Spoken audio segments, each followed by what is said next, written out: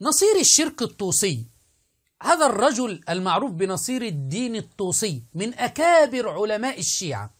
هذا الرجل هو الذي أدخل التتار إلى العراق. هذا الرجل كان عميلا عند هولاكو حتى قربه هولاكو منه وجعله وزيرا.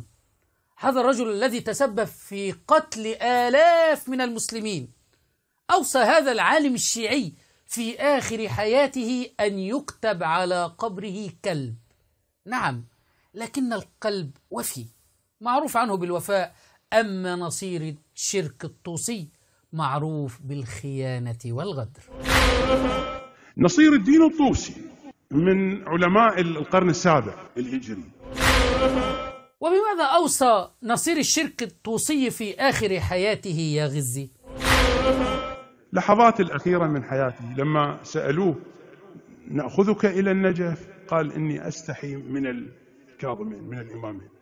يعني هل هناك عيب في جوارهما حتى أنقل إلى النجف؟ ادفنوني عند البوابة واكتبوا على قبري وكلبهم باسط ذراعيه بالوسط.